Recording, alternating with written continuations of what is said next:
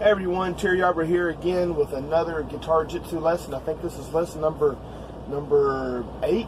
I think it is. I believe it is. I believe it's number 8. Yeah, I should have checked. But you'll know when you click on it. It'll say it. It'll say the right one. This is going to be a lesson in another method to move through your root scale. This is just another way to navigate through your root scale, to maybe start practicing this so it's easier to jump a larger span without losing your place from root to root. If you don't know what your root scale is, go back to lesson 1. I've got this whole channel so far only has Guitarjitsu lessons on it.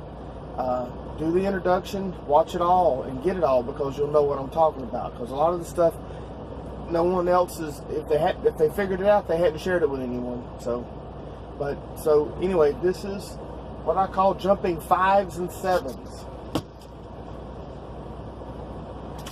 So if you're here, this is where we're going to start at on the G string. Now this works from the G string down to the low E string with this pattern, and we'll cover the other strings in a minute. But if you're ever on a G, say you're here on the G string on the 4th fret, and you're playing a B, some kind of B chord, or maybe doing a scale, but I'll show you that later on. I haven't showed you scales yet. And you want to locate the B note on the next string down, the thicker string. All you're going to do is count. Don't count the frets you're on, but start counting the one next to it. Count 1, 2, 3, 4, 5, and move down to your next string, and there's your B. So you can relocate your scale or your progression fragment right there by simply getting used to jumping. And I'll show you how to do it. You don't have to count. The point's not to count it. The point is to be in the habit of being able to make this jump just by looking at it. Do it by feel. Just like when you learn a song, make that jump. You make the movements in the song by feel. And that's the way you want to be able to make these jump these 5 frets up, is by feel. That way, no matter where you're on the fretboard, you can jump 5 frets up on your G through your low E string, and you'll be on the same note.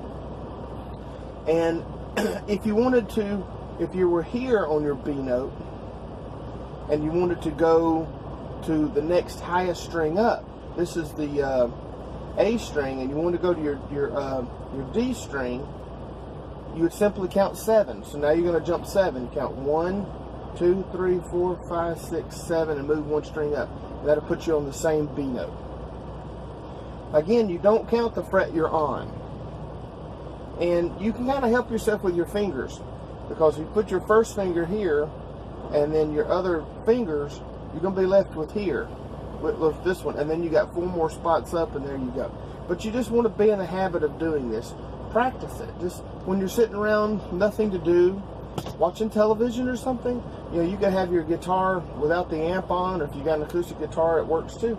And just practice jumping these 7 frets, jumping these 5 frets. It just takes getting used to. And a strategy too, if you happen, when you're soloing or something, and you jump and you land on the wrong fret, you're probably going to land on the one in front of or behind. You'll know that it sounds different. So you know you're only 1 fret away from the right note. So you'll be close. But practice jumping accurately. You know, get it to be something that you can depend on. So that's jumping 5s to go the next string lower, and jumping 7s to go the next string up. Let me show you something else. Okay, for some reason my phone ended my last video, so now I'm going to try to splice them together some way or another before I upload them. It may slow down the upload. So I want you to practice the G string through the low E string, jumping 5s and 7s as I just showed you. When you get really used to that, try jumping 8s and 4s to make up for the darned B string being so different. Okay, so if you're on your G string and you're wanting to move up to your B string and find the same note, then you would have to count 8 frets. 1, 2, 3, 4, 5, 6, 7, 8, and there's another G note. We switch to G notes now because it works better for this. And And so you normally go 7 frets, jumping 5s and 7s, but because the B string is tuned differently, you got to go extra fret to 8. And then when you're jumping from the B string to the G string, then you only go 4 frets. 1, 2, 3, 4. And hope you see that. 1, 2, 3, 4. And then there's G note, and the open G note in this case. So you got to make up the difference for the B string being tuned differently. Now the high E string's relationship to the B string is the same. It's 5s and 7s. So the only time you ever have to allow for the difference in the fret is when you're jumping between your B and your G string because of the difference in the tuning. So anyway, I'm going to do a little demonstration on the guitar for a second, and I hope that you can make use of this. This is one of these little extra things that you can just think about practicing, and it'll make you move around your fretboard a lot quicker. Anyway, be right back. Okay, got the guitar out.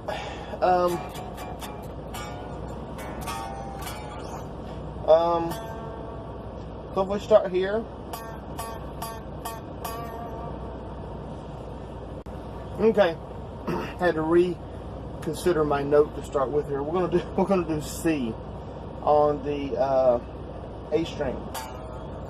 So we had this C here on the A string, and what if we want to find the jump to the C on the D string, which is the string up?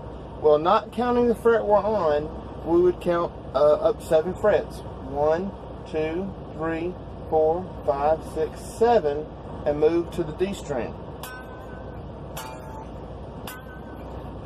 Same note. But what if we wanted to find the next highest string up on our G string? Well, we would not count the fret we're on, but we'll count 5 frets back. So not counting the fret we're on, we'd count 1, 2, 3, 4, 5, and move up to the G string. See, it's a C note.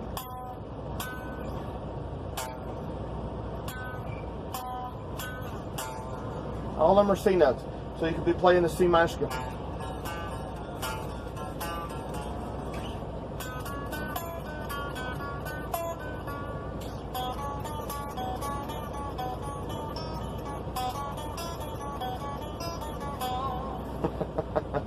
So that's where the C notes are, and you could jump.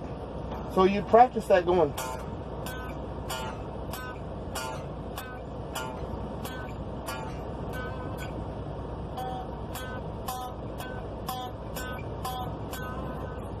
And just be aware that you can make this jump anywhere on any note.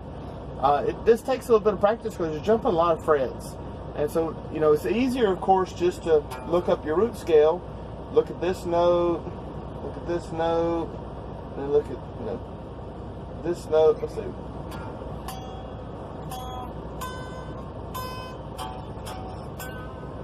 You know, there it is.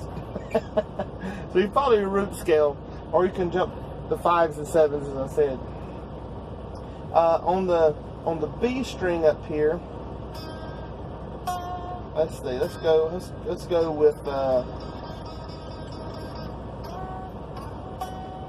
the G here. I think that's a G. B-E-A-D-G. Yeah, it's a G. So if we want to jump to the G note on our B string, we want to jump to our G note on our G string, we would go, not counting the one we're on, we would go 4 frets up. So it'd be 1, 2, 3, 4, and then move down. Of course, we're on the 12th fret, G. 1, 2, 3, 4.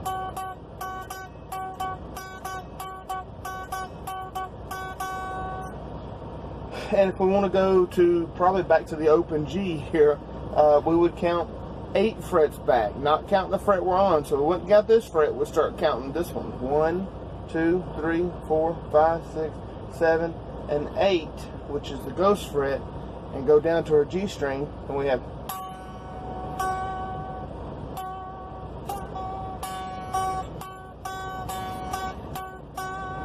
So you could go.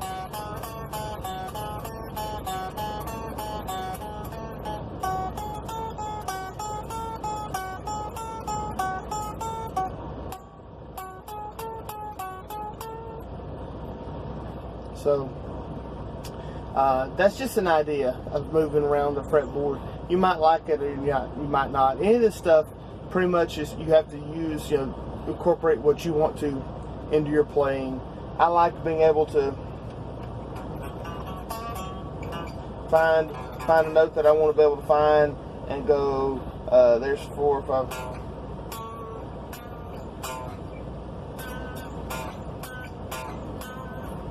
So it takes practice.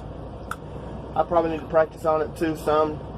The next lesson is going to be on what happens if you mess up. What happens if you're doing the progression fragment or you're playing it later on. I'm going to show you scales and stuff in solos. It's going to be pretty awesome. What happens if you lose your place? What happens if you get confused and you're in a jam session and the chord change is coming and you don't know where to move to and you are really confused what to do? All right, like and share and all that good stuff, and subscribe, tell your friends about it, and I'll see you in the next lesson. Thank you.